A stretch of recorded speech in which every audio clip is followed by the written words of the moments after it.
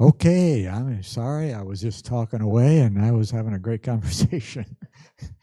Yeah, forgot all about time. Well, we want to get started so we get done on time. That's what my wife says. We get there on time, we get done on time. She's German though, so that's just you're there on time or it's bad. So either way, thank you for coming again. And, we're just going to get started here.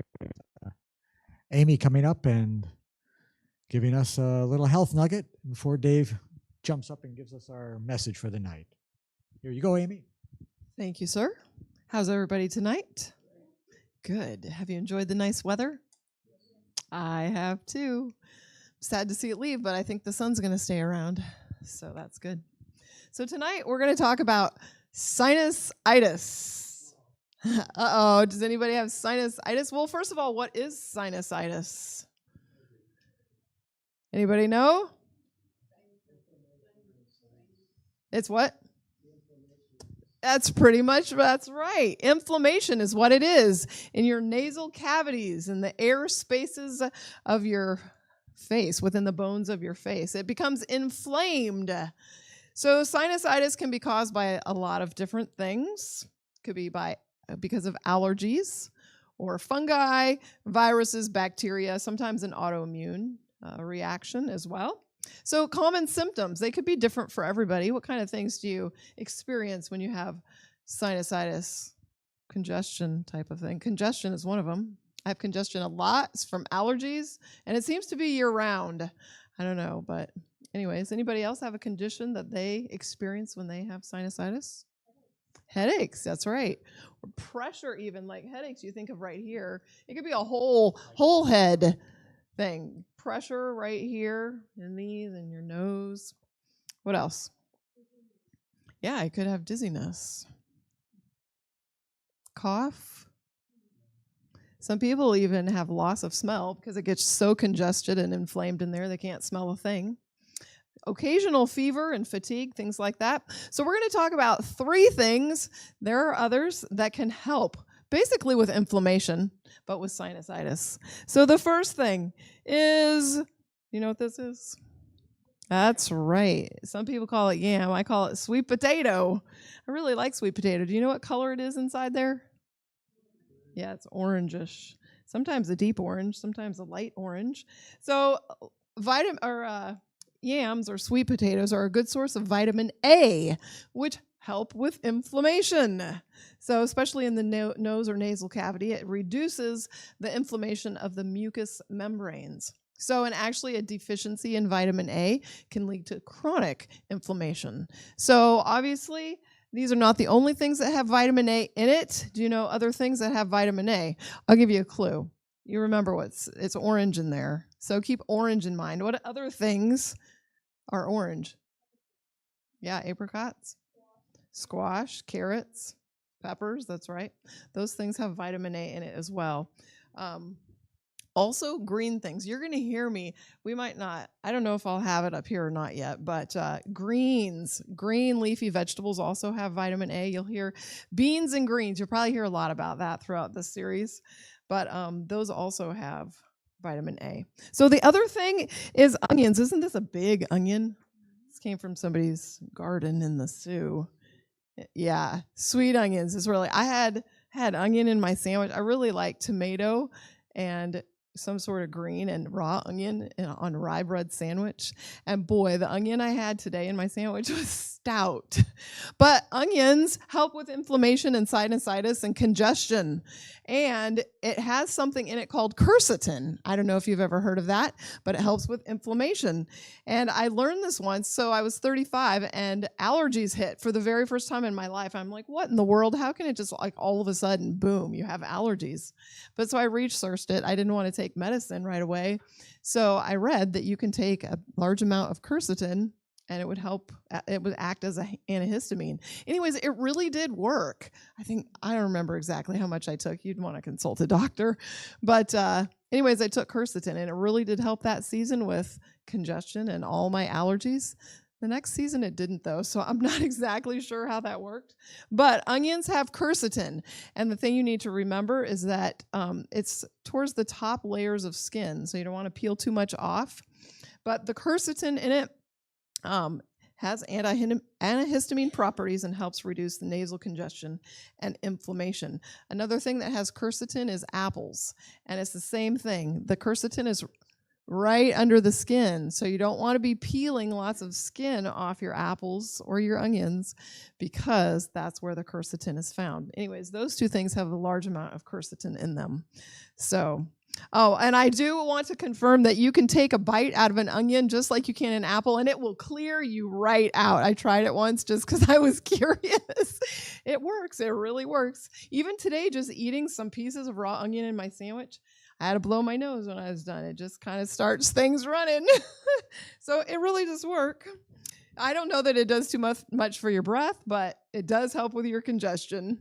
Okay, and the other thing is garlic. Now, guys, garlic is an amazing food. It's a wonder food. It's antibacterial, antiviral, anti-fungi, anti-everything. So if you have some problem, probably garlic is the answer. But anti-inflammatory in the case of congestion and sinusitis. It has a compound in it called allicin, and that is what helps it to act as a decongestant. So the thing about garlic, though, is it needs to be crushed or cut or something to start getting those juices flowing. So I have also eaten garlic raw. I do not recommend that on an empty stomach. Oh my goodness, it was horrible. It was horrible. I just wanted to throw up, and but we do eat it with other things raw lots. And anyways, it's really good for a lot of different things. Other things that have allicin in it, actually garlic is related to onion. So that has allicin in it as well. And then also other things that are onion-like, like chives and shallots and leeks and things like that. So anyways, if you have sinusitis or any type of congestion, try these types of things out and see if they work for you.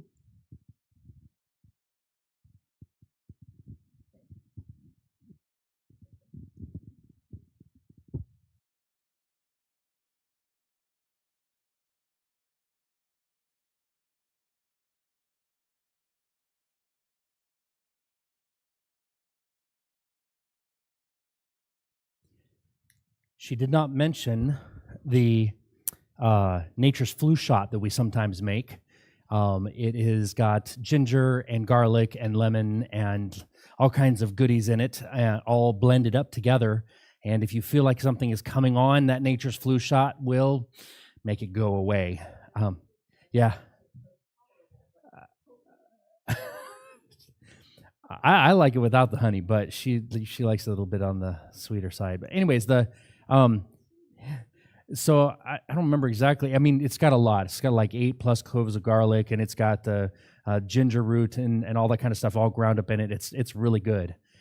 So anyways, okay. All right. We are ready for night number 3. I don't know about you, but I've been blessed as we study through Revelation, as we study through these topics. It encourages me in my walk with the Lord, and I'm so glad that you guys are here as well. So over the last 2 nights, we've already discovered several keys. The first night, obviously, the primary key was that the Bible is its own interpreter, and that's really important because no prophecy is of any private interpretation. Then we also found some other keys to add to that keychain, but that's the primary key that we learned that night. And then last night, we learned more specifically that we're living in the time of the end. Not the end of time, but the time of the end. Tonight, we're going to be adding another very important key to understanding Revelation using some of the keychain that we developed or that we saw in Scripture on the first night. So, as we begin, let's ask the Holy Spirit to lead us into all truth. If you would bow your heads with me. Dear Heavenly Father, thank you. Thank you for your word, and thank you that it speaks to us today. Lord, as we open your word, help us to understand, give us wisdom. Lord, you've promised that you would do that, and we're trusting that promise today. In Jesus' name, amen. All right. Didn't turn that on. All right, so tonight's topic is Revelation's next world superpower. a lot of questions about who that will be. Some people think when they think of a superpower, they think of like ancient Persia or ancient Rome. And when you think about that today, who do you think would be a superpower? I mean, some of the names are up there that, I mean, you might think are near the top. Russia, the U.S., China. Anybody else that might make that list?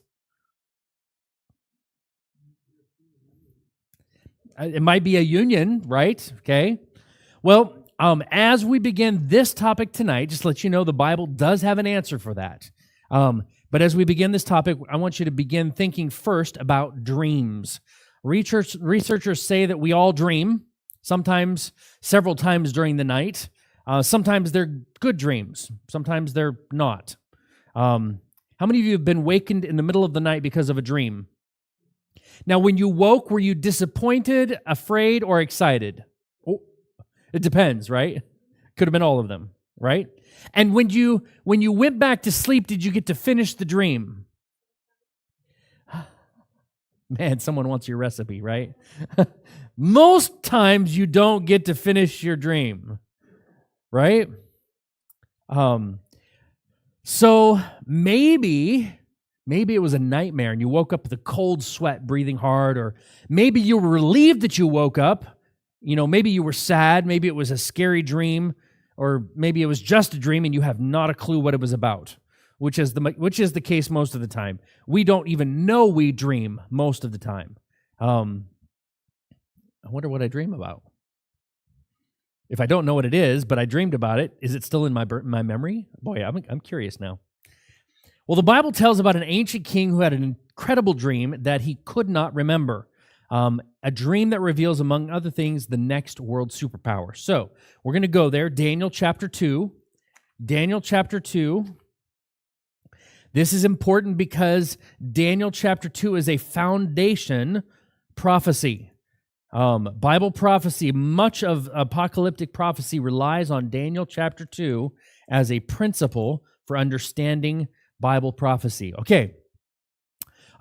So when you leave tonight, one of the key things about this is that you're going to understand how Bible prophecy works, especially apocalyptic prophecy. So if you're not familiar with that, there are two types of prophecy in the Bible. There's something called a classical prophecy, and there's something called an apocalyptic prophecy. Classical prophecies, number one, all prophecies will come true. But classical prophecies are oftentimes conditional. In other words, this is what will happen if. But when God says it, it's going to happen no matter what. And if it doesn't happen in that generation, then it happens, God will have it happen in the end of time. And so, like for instance, we don't have the time to look there now, but Isaiah 65 talks about how he would create basically the Garden of Eden again for the children of Israel. And it specifically marks out that people would still be dying. But the Reformation never happened in that region. And so it never came true. And so parts of it, which were relevant to people living and dying now, will never, ever happen. But the parts that are relevant when God recreates the new heaven and the new earth will happen. So that's a classical prophecy. Apocalyptic prophecy is a prophecy that is tied specifically to times, events, nations, and it specifically happens only ever once. It never repeats. It's never going to get fulfilled again, because it's very specific. Many of the prophecies regarding the Messiah are that specific. There's not going to be another Messiah in his place. Also, the prophecies we're talking about tonight are going to go over various kings and kingdoms, and they don't happen again. There's not going to be a second round of kings or kingdoms. Apocalyptic prophecy, again, only happens once, and it usually is time-based. So we're going to see a little bit more of that tonight. Okay, so what's really important also about tonight's is that we are going to be talking about this same exact timeline multiple times throughout the next couple of weeks, because the timeline covers from here all the way through the end of time, and you're going to see that. So you're not going to want to miss any of the presentations. You'll want to see how they plug into each facet, and it'll help you understand the bigger picture as well. So, some of the things that are going to be outlined through the prophecies that are going to be coming from this, that will start with this. Who is the Antichrist? How will he deceive the world? What is the mark of the beast? How the United States fits into the picture of prophecy, and importantly, how it affects you and me today. So again, by starting with this foundation, we're going to get some answers down the line for some of the questions that I just mentioned now. So let me give you a little background first to Daniel chapter 2. First of the main characters is God's people Israel. Not always faithful.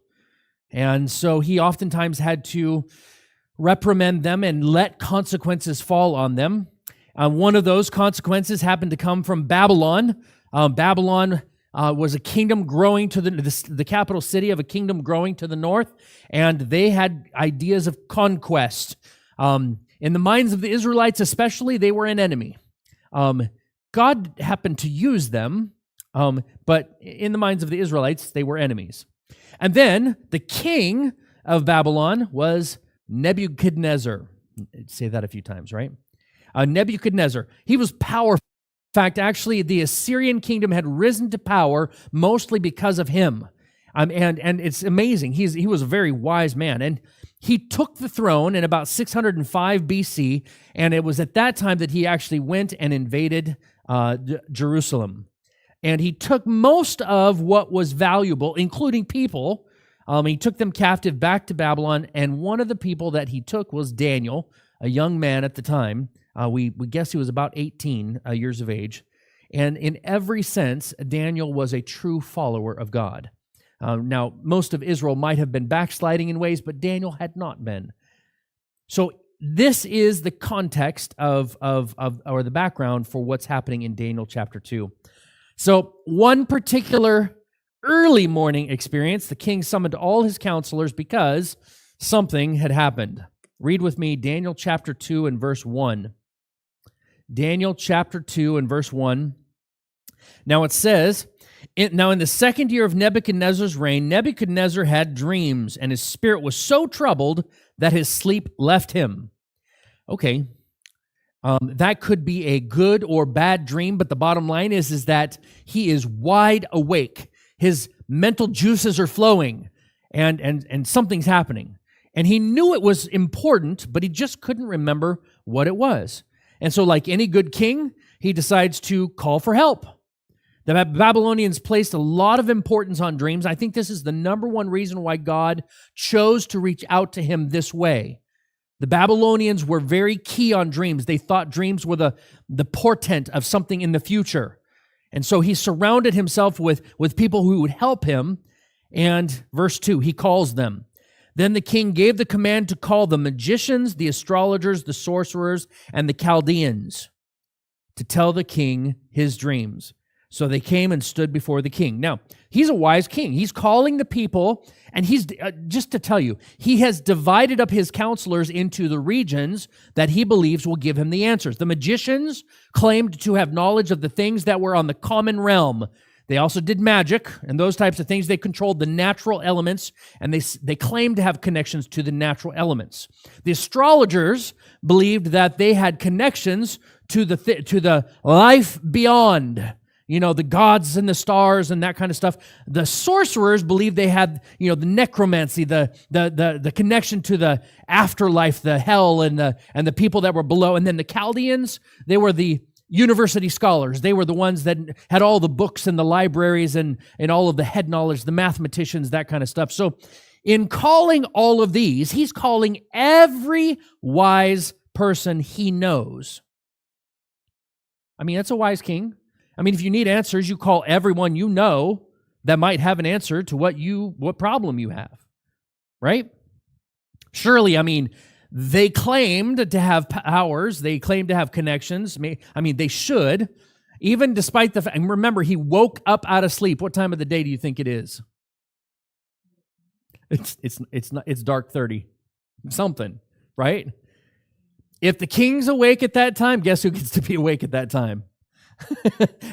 Everybody else. And so despite the early hour, they're all summoned to the court, and the king He can't remember what the dream is, and so he calls everyone and he urges these wise men, what did I dream last night? I've kind of forgotten it. What does it mean too? And of course, they're a little baffled by his request. I mean, to be honest, if someone tells you a dream, if you're really good, you can make up an interpretation for it, right? Yeah, that's not going to happen. Verse 4. The Chaldeans spoke to the king in Aramaic, "O king, live forever. Tell your servants the dream, and we will give the interpretation." That's always worked before, right?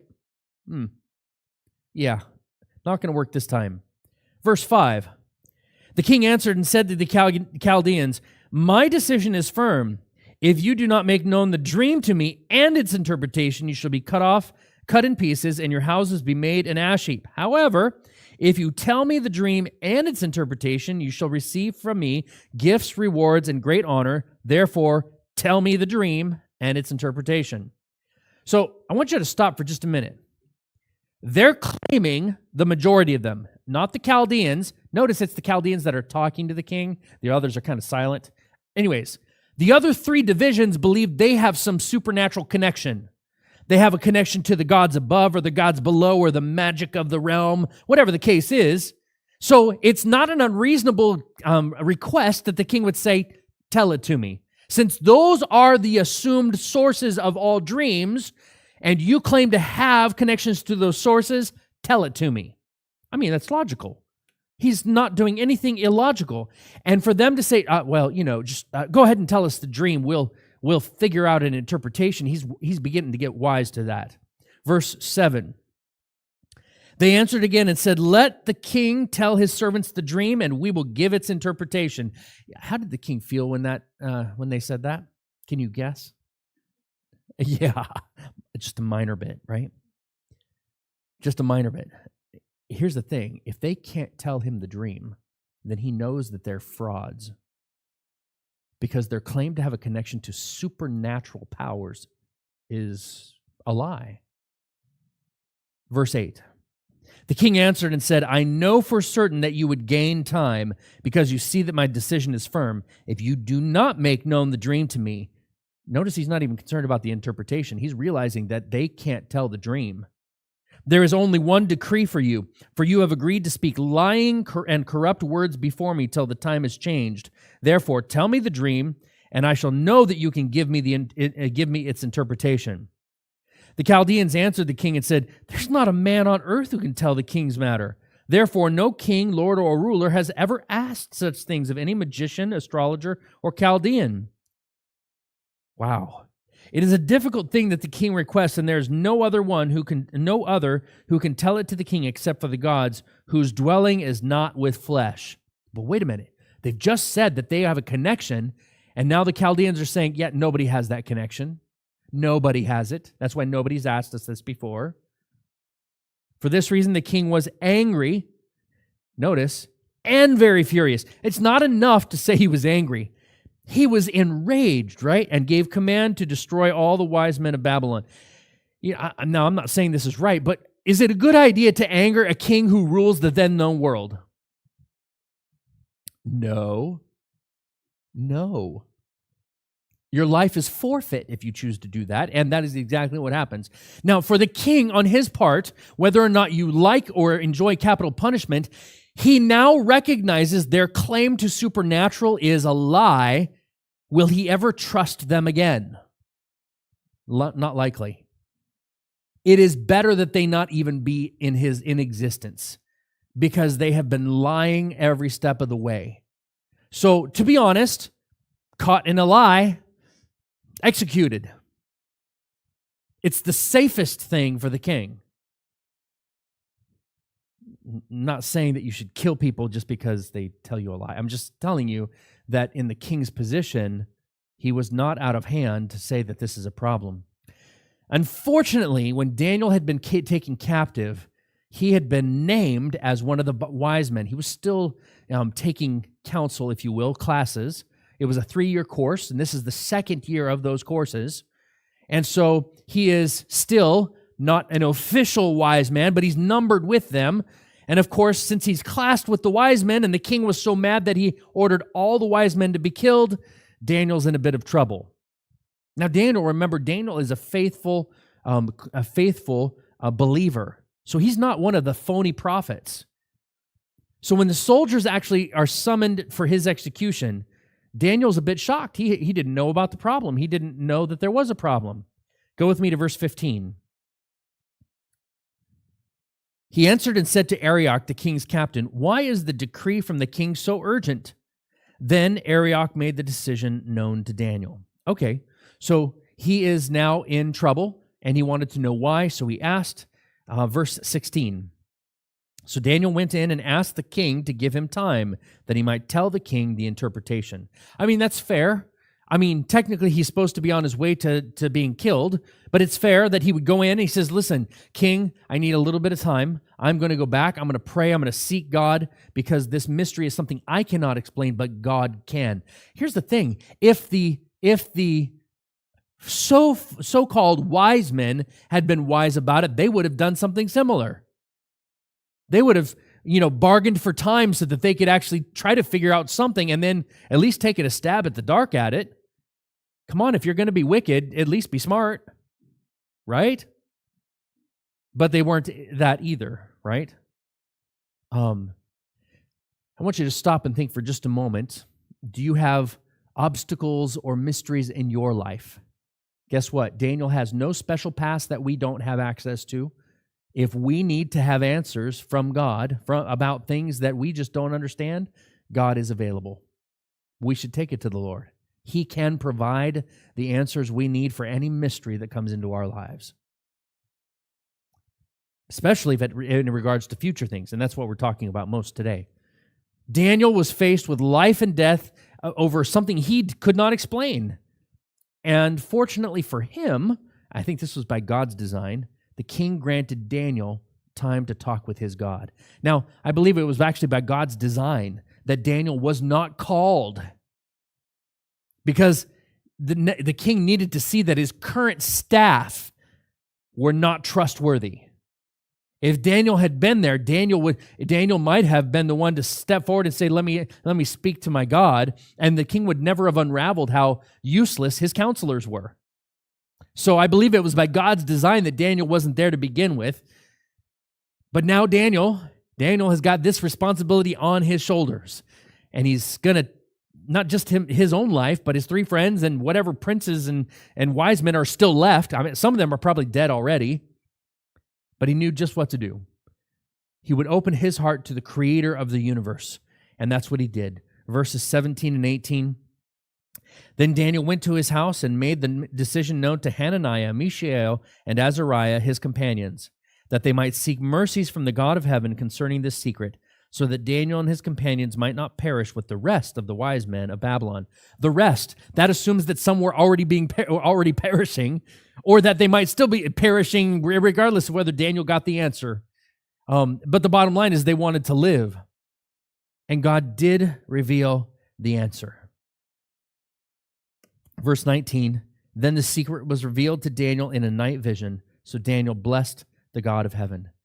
God unraveled the difficulty, which was not a problem since God is the one that actually gave the difficulty to King Nebuchadnezzar. But God is good at unraveling difficulties. Most of the difficulties are ours, right? Or somebody else's, but it's not too difficult for God. This is important. If you are experiencing problems, there's nothing too difficult for God. There's nothing you're facing, whether it's your job, your marriage, your kids, your finances. Remember, nothing is beyond God's help. We get to see now the excitement of Daniel and his friends after getting the answer. In verses 20 through 23, it says, Daniel answered and said, "Blessed be the name of God forever and ever, for wisdom and might are his." Now notice, already in his prayer, he is giving us a hint as to what the dream was about. He changes the times and the seasons. He removes kings and raises up kings. He gives wisdom to the wise and knowledge to those who have understanding. He reveals deep and secret things. He knows what is in the darkness, and light dwells with him. I thank you and praise you, O God of my fathers. You've given me wisdom and might, and have made known to me what we asked of you, for you have made known to us the king's demand. Once the prayer was over, it was time for action. And the first part of that action is to thank God. There's always a time to pray and a time to act. And when God gives the answers, we should give him thanks. All right, time to take this to the king now. Verse 24. Therefore, Daniel went to Arioch, whom the king had appointed to destroy the wise men of Babylon. He went and said thus to him, do not destroy the wise men of Babylon. Take me before the king, and I will tell the king the interpretation. Then Arioch quickly brought Daniel before the king and said thus to him, I have found a man of the captives of Judah who will make known to the king the interpretation. Now, did Arioch really find a man? I mean, come on, be honest. Daniel's the one that popped up when he was being sought to be killed, along with the other wise men, and he said, take me to the king. But remember, when the king is mad, you want to be in his good graces. So we got to forgive Arioch here for doing a little bit of lying, because in reality what he's doing, he's just trying to save his skin. I've searched high and low and found an answer for you, king, and he's right here. Go ahead. I don't know what you're going to say, but go ahead. Right?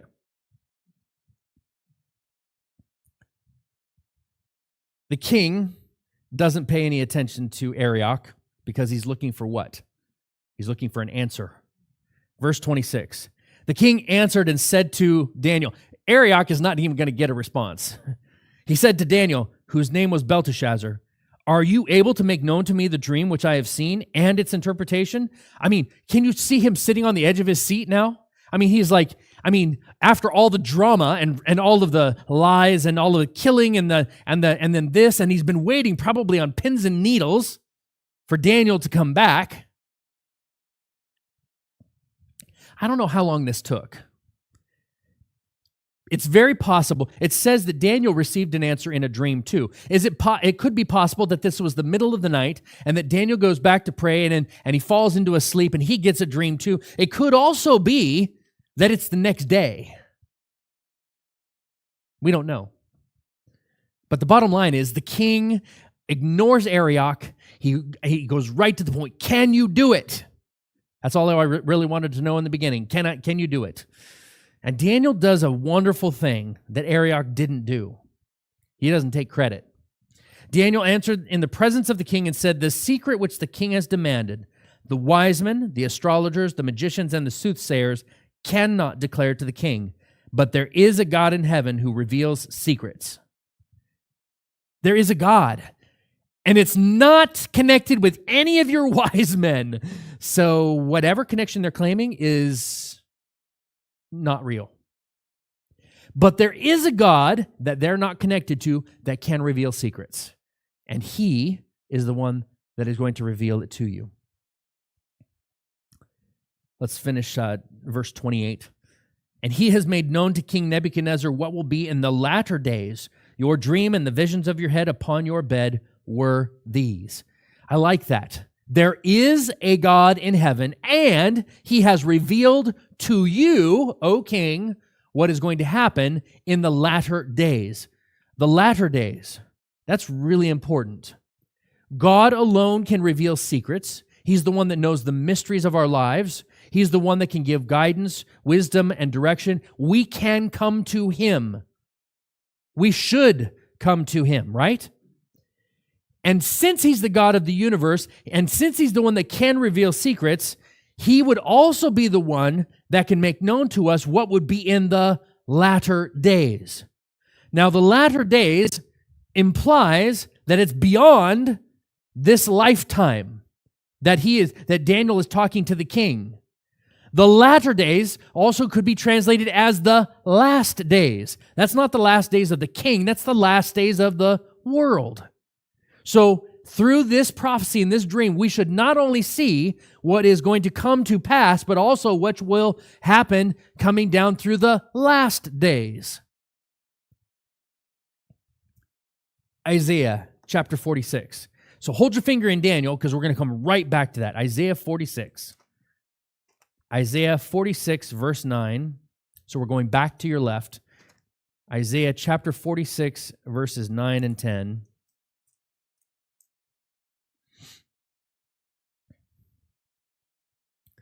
God is an amazing God, and this is just one of his many abilities. Isaiah chapter 46, verses 9 and 10. He's about to do just this. He says, "Remember the former things of old, for I am God and there is no other. I am God and there is none like me, declaring the end from the beginning, from ancient times, things that are not yet done, saying, my counsel shall stand, and I will do all my pleasure." Go back to Daniel 2. Think about it this way. Only God can declare the end from the beginning, because God is the only one that's been at the beginning, and God will still be the one at the end. That's not some psychic or clairvoyant or horoscope, or as King Nebuchadnezzar learned, it is not his soothsayers, magicians, or astrologers, or even his wise men. Because I don't really classify the soothsayers, the magicians, and the astrologers as wise men. The Chaldeans might have been considered wise men, but the rest of them are just... Okay, well, we'll leave that alone. All right, verse 29. So Daniel gives the background of the dream to remind the king how it all started. Daniel chapter 2 and verse 29, and it says, "As for you, O king," this is how it started, "thoughts came to your mind while on your bed about what would come to pass after this. And he who reveals secrets has made known to you what will be. But as for me, this secret has not been revealed to me because I have more wisdom than anyone living, but for our sakes, to make known the interpretation to the king, that you may know the thoughts of your heart." Isn't that amazing? God is intervening in the life of a heathen king. He's not a believer yet. He's not a believer. And he was just sitting down, relaxing on his bed, thinking about all of his conquests. I mean, and it's natural. He conquered the then known world. Will it stay like that? Will it be like this forever? I mean, it's natural to have thoughts like that. And God, listening in on those thoughts, comes to him with an answer about what will be in the latter days. What will be, that's in verse 29, so that's a little bit different. And then what would come to pass after this. So this is important. What will happen next, that's what will come to pass. What will be the final answer of what he's looking for. So that would be the next thing. And then what will happen in the last days or the latter days. So that's not only his future, that's also our future that he's talking about. Now, I need you to stop and think about this amazing thing for a minute. The king is obviously worried about the future of his kingdom. He's praying. No, not really. He's thinking, not praying. He doesn't know yet that God is God. But God is amazing because God is going to lead him there. Okay, back to the dream. The dream that God gave to Nebuchadnezzar will end up taking us all the way from Daniel's day, at that time, all the way down to the latter days, the very last days of Earth's history. And now Daniel begins to tell the dream, and this is what the king has been waiting for. Verse 31. "You, O king, were watching, and behold, a great image. This great image, whose splendor was excellent, stood before you, and its form was awesome." I can imagine at this point in time, Nebuchadnezzar's like, yes, that's it. How'd you know that? Wait, you talked to your God. Yeah, that's it. You ever done that where you're like, man, I can't think of that, can't remember what that is, and someone, reminds you, and they're like, oh yeah, that's it. I imagine the king doing that in this moment right now. Now, there's something else about this dream that's really important. The Babylonians were idol worshipers to the nth degree. They had an idol for everything. It is logical then that God would come to him with an image, since their whole kingdom was surrounded with images. There is an automatic assumption that would have happened in the king's mind that this was a God interacting with him because there was an image that he would then remember in relation to a God, because that's his entire society. God could have come with anything, but he comes to the king in the way that the king will understand. This is important. God always interacts with us in the way that we will understand. He understands our weaknesses and our inhibitions and our challenges, and he comes to us in just the way we need at just the right time. But Daniel's not done. Verse 32 and 33. This image's head was of fine gold, its chest and arms of silver, its belly and thighs of bronze, its legs of iron, its feet partly of iron and partly of clay. Okay. All right. So here's the image. We have image of gold, the head, arms and chest of silver, thighs and midsection, the belly and the thighs of bronze or brass. It's that mixed metal. There's some argument as to whether it would be the bronze or the brass, but they're basically both mixed metals. And then the legs of iron, and then the feet. It's kind of hard to see in the image there. I looked at that earlier. It's mix of iron and clay. Okay? Let's keep going. Verse 34. You watched while a stone was cut without hands, which struck the image on its feet and of iron and clay and broke them into pieces. Then the iron, the clay, the bronze, the silver, and the gold were crushed together and became like chaff from the summer threshing floors. And the wind carried them away so that no trace of them was found. And the stone that struck the image became a great mountain and filled the whole earth. So the king, he's looking at all of this. Gold, he knows. In fact, he knows all the metals on this list. And he knows, and the fact that it's an image, he's resonating with everything. There's nothing strange until a stone formed without hands. He would automatically have known if it's not formed by hands, then it would be formed by a god. That would be an assumption that he made, and to be honest, as we read it, we would understand that too. The head and the chest and the arms, it looks like a man. It was probably formed by a man, but a stone not made with hands would either be magic or it would be divine. It would be something supernatural. He knew that. It comes with great speed. It strikes the image at its feet, crushes everything, and then wind comes and not a trace of any of the image is left.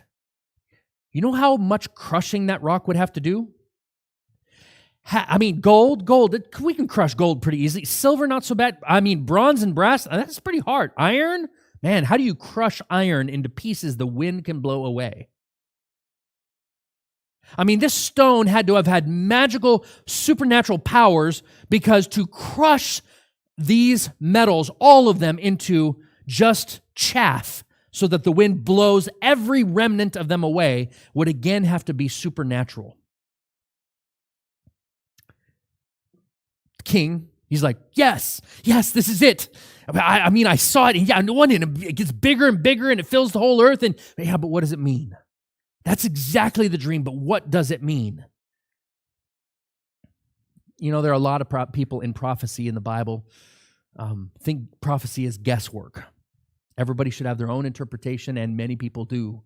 But remember, our first major key, the Bible is its own interpreter. God does not give a message that he does not mean for us to understand. So we don't guess, we don't speculate. Who gave the dream? God did. So who would have the answer for it? God does, right? God is the one. The Bible is his message. He is the one that interprets it for us. If we look, and right now it's in this chapter. We don't have to go very far. Daniel now explains the meaning, starting in verse 36.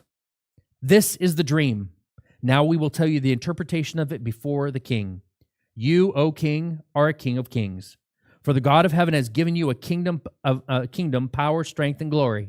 And wherever the children of men dwell, or the beasts of the field and the birds of the heaven, he has given them into your hand, and he has made you ruler over them all. You are this head of gold. How do you think the king felt at that moment? I'm a king of kings. There might be other kings, but I'm the king. I'm the man, right? His pride was probably going through the roof. Out of all the materials in this image, this is the most valuable metal. And it's the head. It's the top. He's the top.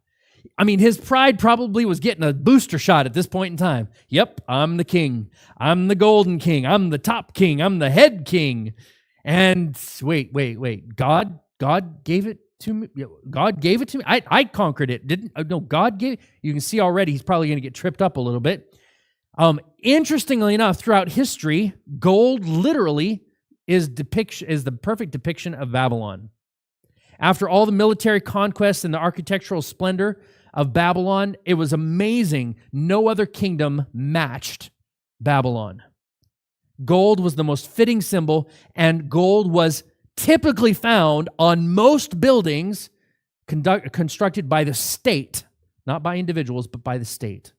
Could be on individuals, but they used gold on almost everything.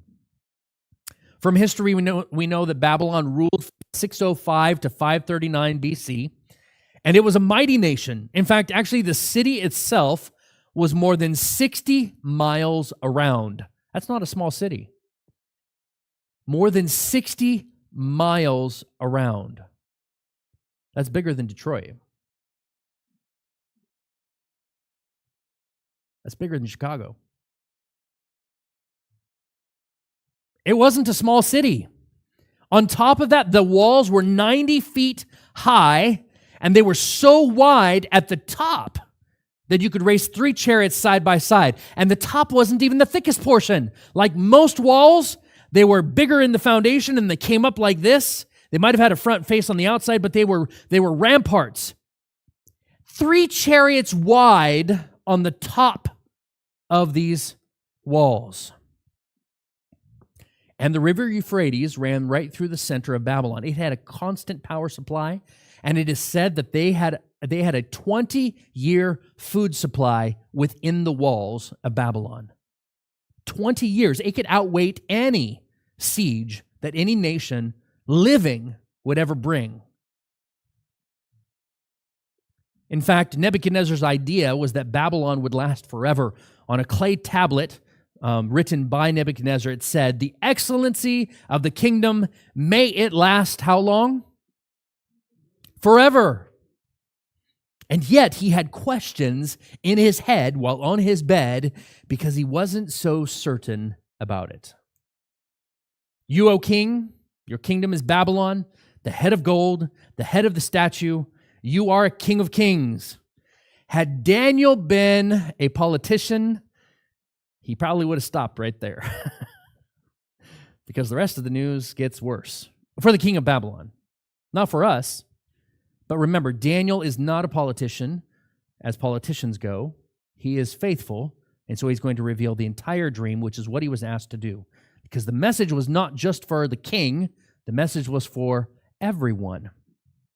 So Daniel humbly but boldly declared, verse 39, first part, "But after you shall arise another kingdom inferior to yours." We'll stop right there. Another kingdom inferior to you. Okay, so I want you to think about this. He is thinking he's all this, but Daniel now tells him, and the next kingdom, because there will be one, is going to be inferior to yours.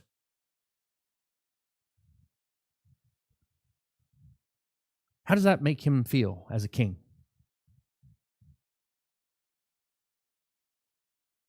I mean, he rules the whole world, and he's going to be undone by someone smaller, weaker, inferior, right?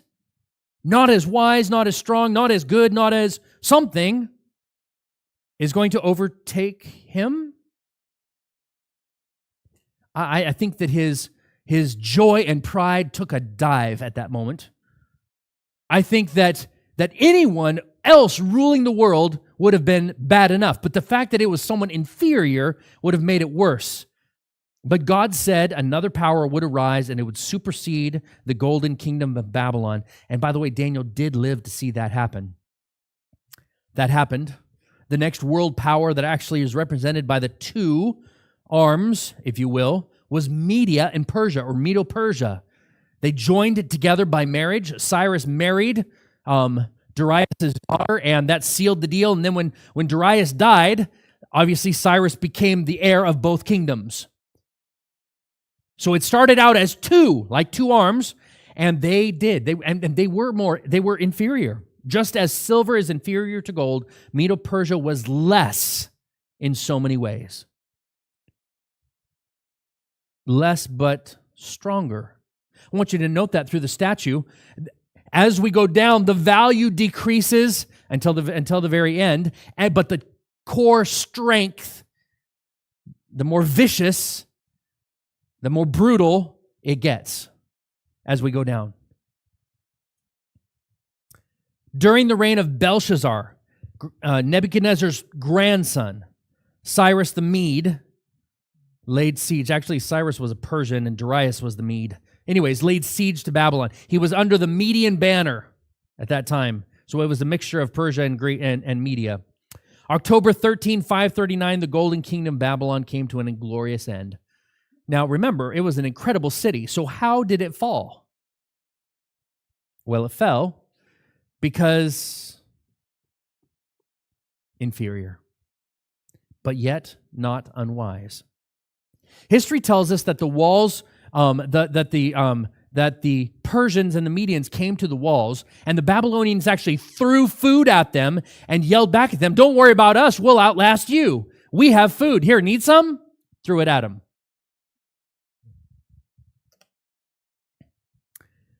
Cyrus would never have been able to break down those walls, and he didn't have to. They were too thick, too high, but he had a plan, and he didn't actually make that plan. He got the plans from God. 150 years before Cyrus was even born, God predicted the fall of Babylon, and he predicted that a young man by the name of Cyrus would come, lead an army, and he would walk through the river, through the leaved gates.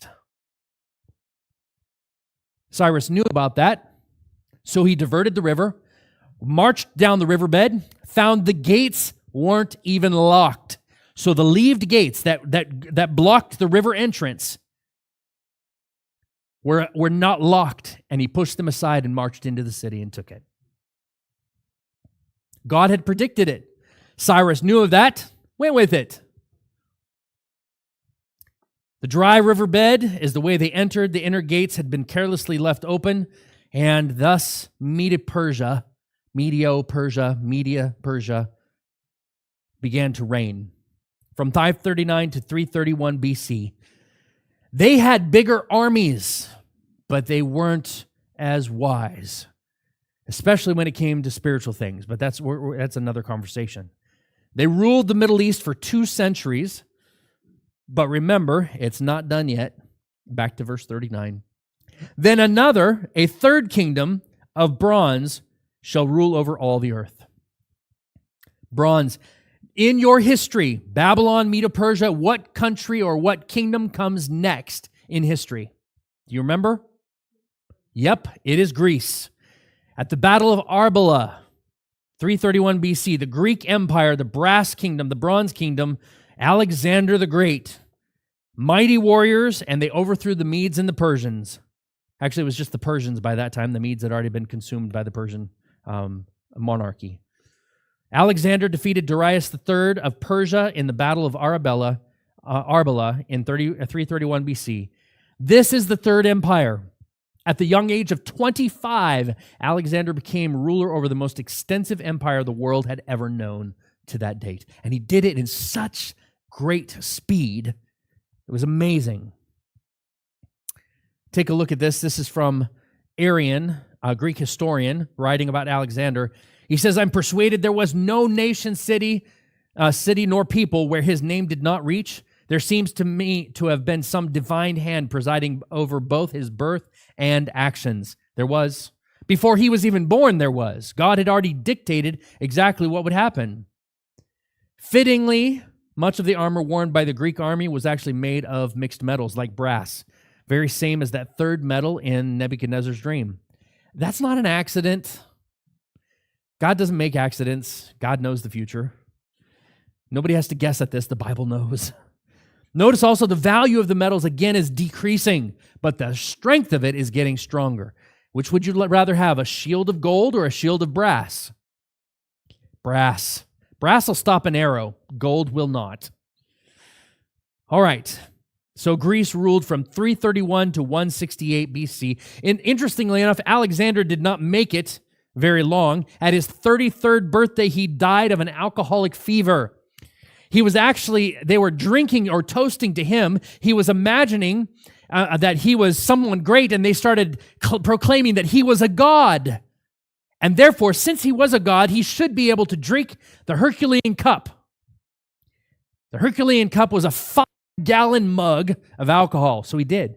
He just downed 5 gallons of alcohol, and he did it and lived. And they sang his praises. And so he tried to do it again. And he collapsed, went into a coma, and was dead the next day. I mean, to be honest, if it had been water, he would have died. Your body cannot take that much liquid and process it. It will dissolve the sodium bonds in your body, and you will die. You just can't. You cannot live with that much liquid going into your body, no matter what it is. But alcohol was his undoing specifically. Actually, pride was really his undoing.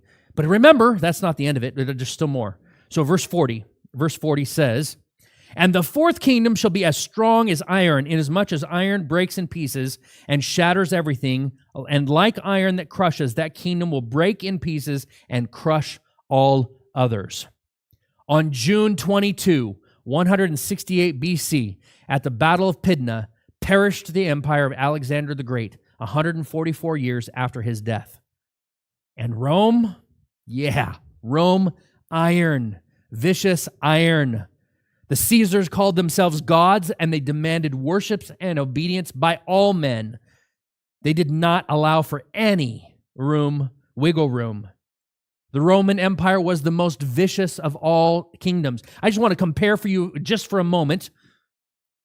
Nebuchadnezzar was wise enough to realize that his kingdom did not have all the wisdom of the world. And so when he would conquer other nations, he would actually take captives, individuals from those nations who he felt could be educated and become ambassadors back to their own kingdoms. So he would bring them, and that's how Daniel was even brought into the influence of the king. For 3 years, they would undergo training, and then they would be sent back to their countries as ambassadors so that the king could wisely rule all his kingdoms. Yeah, Rome didn't care. It was Rome's way or the highway. When Rome came in, you became a subject of Rome, subject to the taxes, and they didn't care about your culture because the only culture there was Roman culture. During this time, Rome ruled and Jesus was born. There was a Roman governor. He's the one that let the Jews take Jesus and crucify him, which was a common Roman punishment. They nailed him to the cross. It was a Roman seal that was placed on Jesus' tomb, trying to keep him in. And while it was at the request of the priests, in reality, they had to have Rome's approval on all of that. Rome would rule from 168 BC to 476 AD. It ruled with a rod of iron, and the then known world was subject to Rome completely. But remember, Rome is not in existence today. So, was it overthrown by another empire? What replaced it? There wasn't a single nation that overthrew Rome. There is not another world power today that has replaced it. Remember, the prophecy says something else would happen. Verse 41a, "Whereas you saw the feet and the toes, partly of potter's clay and partly of iron, the kingdom shall be divided, yet the strength of the iron shall be in it, just as you saw the iron mixed with clay." The kingdom shall be divided. So there would not be a successor of a superpower at that time. The next stage is a divided kingdom. And boy, was it divided. Rome was still locked into ancient warfare. It had one massive army, and that army no one could defeat. But if you divide and conquer, well, then it can happen that way. The words of the prophet is that it would have the strength of some and the weakness of others, but it would be divided. There's not going to be another empire. And verse 42, read it with me. "As the toes of the feet were partly of iron and partly of clay, so the kingdom shall be partly strong and partly fragile. And what happened is the barbaric tribes, so they were called, I'm not saying that they're barbaric today, but the barbaric tribes decided to do piecemeal. And so at one end of the Roman kingdom, one tribe would begin attacking, and when this kingdom over here figured it out, they'd wait until Rome's army was all the way over here, and then they would attack. And Rome did not split its army. And so they began to carve out pieces of the kingdom, and the carving out ended up happening by, well, let me ask you, how many toes would the image have? 10. It is no coincidence then that there were exactly 10 barbaric tribes that actually split the Roman Empire. The Alemanni settled in Germany, the Burgundians in Switzerland, the Franks in France, the Lombards in Italy, the Saxons in England, the Suevi in Portugal, and the Visigoths in Spain. And the remaining 3 tribes we don't know about today, they're extinct. The Heruli, the Vandals, and the Ostrogoths. They were wiped out in later history. We still have many of those tribes here today. And actually, to be honest, what started as 10 divisions is now 37? Something like that. That region is now really divided. It's like it keeps dividing. The prophecy not only was that it would be divided, this is the state in which it would be just divided. Through luxury, corruption, and moral decay, Rome lost the ability and strength, and it became prey to the barbaric tribes who began to invade the empire around AD 351, and they completed it in AD 46. Emperor Augustus was deposed. Rome was divided into segments represented by the feet and the toes of the image made of iron and clay, some of which were strong and some of which were weak. And that's even today. Some of the nations that are in those areas, some are really strong, some are really weak. I mean, that whole region still matches that prophecy today. So the Bible predicted this. The rise and fall of Babylon, Medo-Persia, Greece, and Rome. The Bible predicted a divided Europe, and history has followed that to, the T. It's like a perfect blueprint. But remember, this is not the end of the prophecy. The prophecy wasn't just about the image. There was one more thing. A fascinating part about this is even more relevant to us. Verse 43. As you saw iron mixed with the ceramic clay, they will mingle with the seed of men, but they will not adhere to one another. Okay, so we're doing one more point. They will not adhere to one another just as iron does not mix with clay.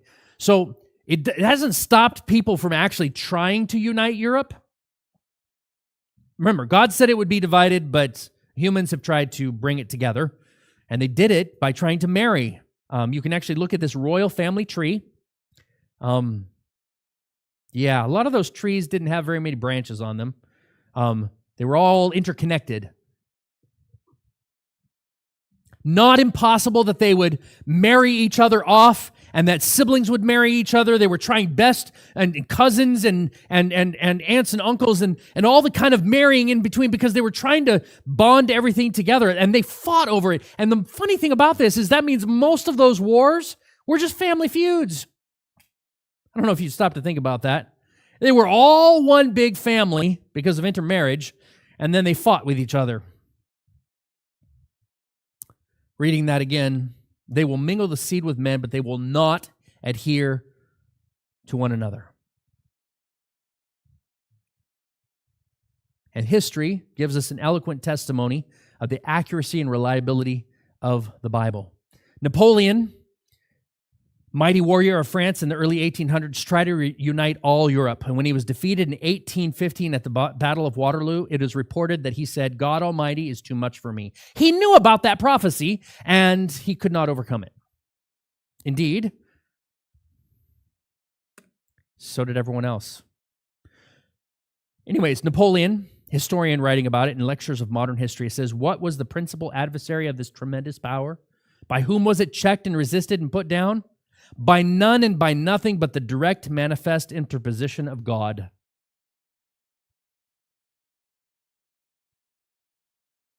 The only thing that caused Napoleon to fail was God. He had everything else going for him.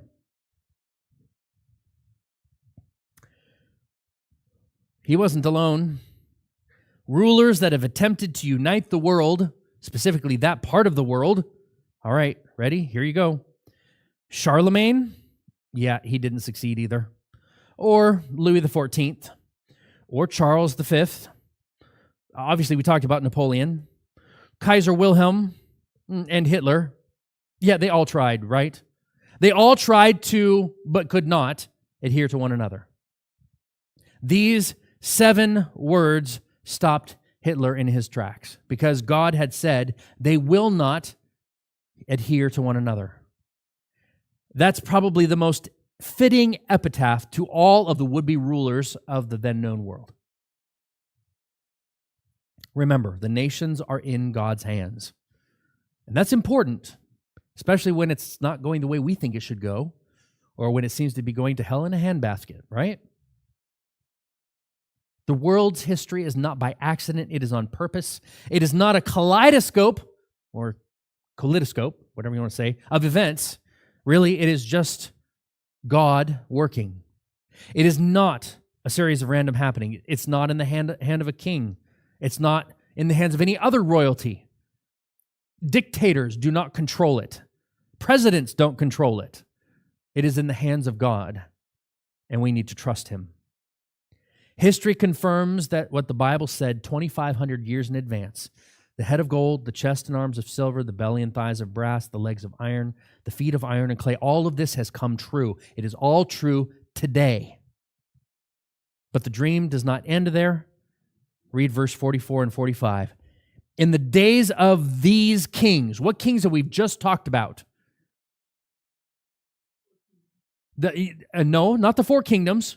The most recent one that was just mentioned. Not Rome, the divided kingdoms, the kings that were mingling. So in the days of those kings or these kings, so not in the days of Babylon or Medo-Persia or Greece or Rome, but in the days of the divided kings, that's really important. We're going to get back to that in just a minute.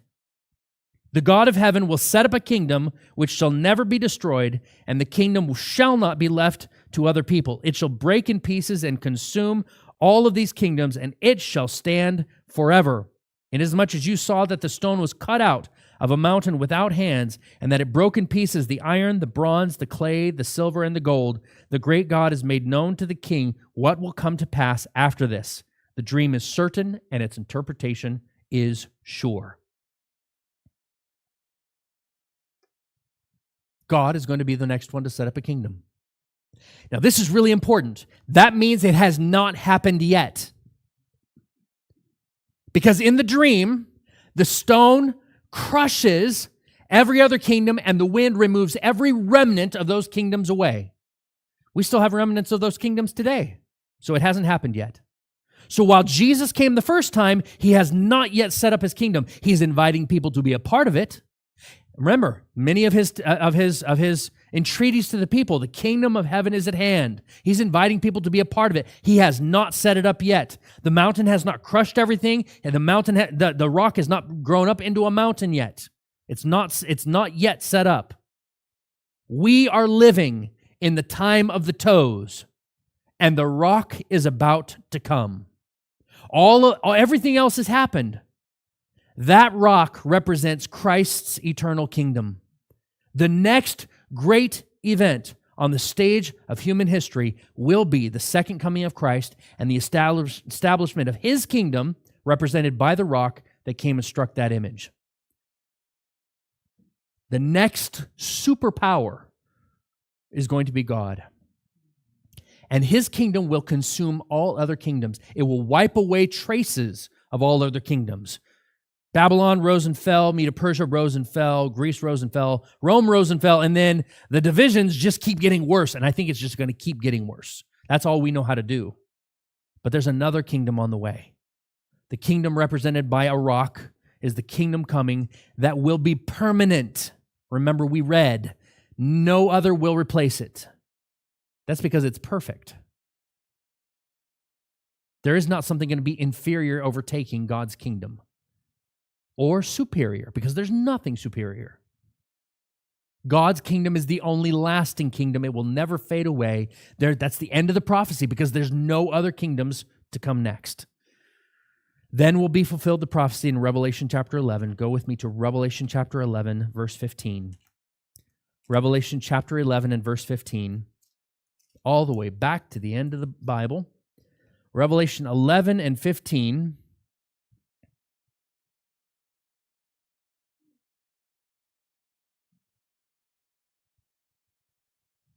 Revelation chapter 11 and verse 15, and it says, "The seventh angel sounded, and there were loud voices in heaven, saying, 'The kingdoms of this world have become the kingdoms of our Lord and of his Christ.'" That's it. When Jesus stands up to take the throne, the kingdoms of this world that used to be, although we see our remnants of them now even, but the kingdoms of this world that used to be, all the kingdoms of this world have become his, and he is now the King of kings and the Lord of lords. Tonight, friends, God wants you to live in that kingdom. And to be honest, we want to live in that kingdom, don't we? Wouldn't you like to be in a perfect kingdom? No corrupt rulers, no political parties that you have to fight with, no getting into fights about political parties, right? And no politicians voting garbage to pack their own pockets, right? In the perfect kingdom, we'd all be happy. Everyone would be satisfied, and Jesus is the one offering us entrance into that eternal kingdom. He is the rock of ages. The stone, go back to verse 45 of Daniel chapter 2. Daniel chapter 2. Sorry, I should have told you to keep your finger there. Daniel chapter 2.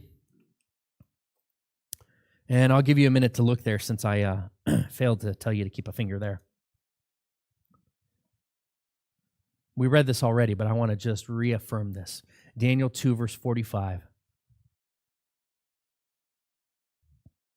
"Inasmuch as you saw the stone was cut out of the mountain without hands," remember, this is a reaffirmation to Nebuchadnezzar that this is a godly thing. Without hands means it's a supernatural event. "And that it broke in pieces the iron, the bronze, the clay, the silver, and the gold." It's greater and more powerful than any other kingdom, his or anyone else that would follow. "The great God," because Nebuchadnezzar still believed in all kinds of gods, "but the great one, the one that was above all of them, has made known to the king what will come to pass after this. The dream is" what? "Certain, and the interpretation is sure." This is not guesswork. That's what Daniel is telling Nebuchadnezzar. God is going to make this happen. And we've seen it now. 2,500 years later, everything has come true but the one thing. The one thing. God's setting up his kingdom. I don't know about you, but I'm excited. God's setting up the kingdom. That's good news, isn't it? We're living now on the very verge of the kingdom of God. And one of these days, we're going to go home to the perfect king, the perfect kingdom, right?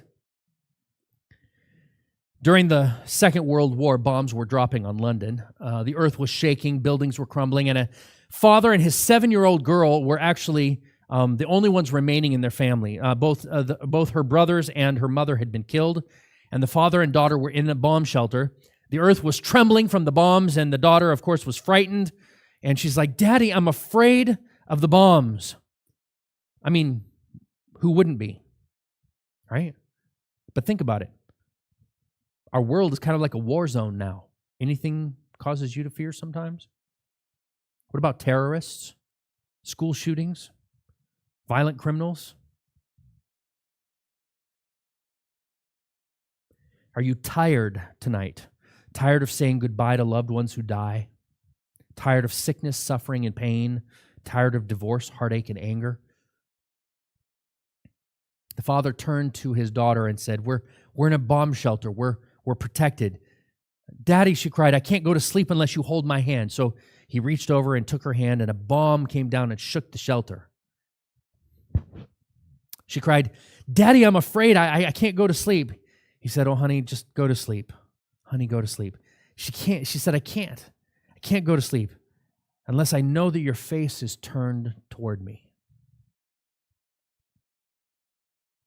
Friends, God's face is turned toward us. He's been thinking about this all along. Before you and I were born, he already had a plan for him to come. A plan that marked out all the kingdoms and what would happen next, and then he comes. And he's shared that with us. The earth is not going to be destroyed by some president or some idiot pointing or putting his finger on a nuclear bomb. Now, I'm not saying that won't happen. I'm just saying that it's not going to destroy the whole earth. It's not going to be a famine or a Holocaust. Remember, the earth is in God's hands, and God is coming soon. He's going to be the next world superpower. Soon and very soon, he will stream down the corridors of the skies. The heavens will be illuminated with his glory. Soon and very soon, we will be taken to a land where there will be no more sickness, sorrow, dying, and despair. We'll fall at his feet and sing, "Holy, holy, holy." And in that kingdom, the peace will last forever. The next great event is Christ coming in the clouds with an everlasting kingdom. From the beginning, God has been planning a beautiful tomorrow, and it's all made possible by the power of a bloodstained cross. The only question is, are you going? Are you ready? Are you on his side? Are you already preparing to be a citizen in his kingdom? Friend, his face is turned toward you, towards this earth. His face is looking at each one of you. Will we turn our faces to him? That's the big question. You know the song? I'm just going to sing the chorus. Sing it if you know it. Turn your eyes upon Jesus.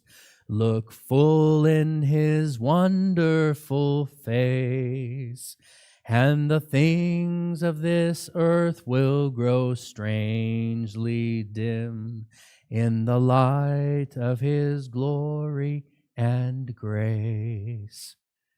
That's what we need to do. We need to turn our eyes upon Jesus tonight.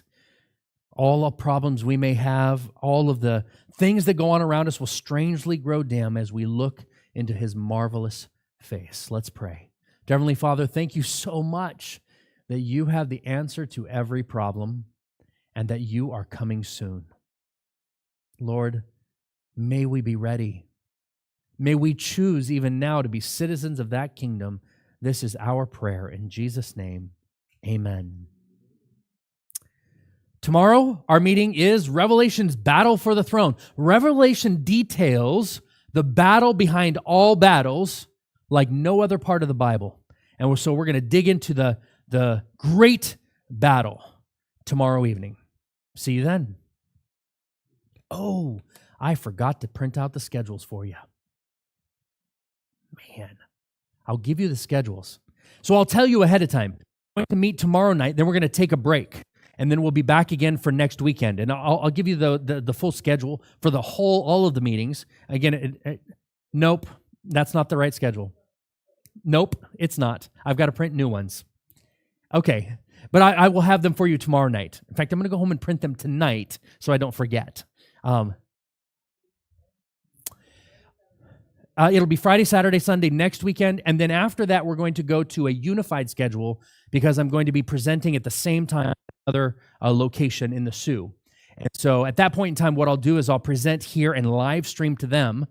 And then and the next night, I'll present there and live stream here. So you'll actually see me on the screen when I'm actually not physically here because I'm trying to get them both finished within the month of October.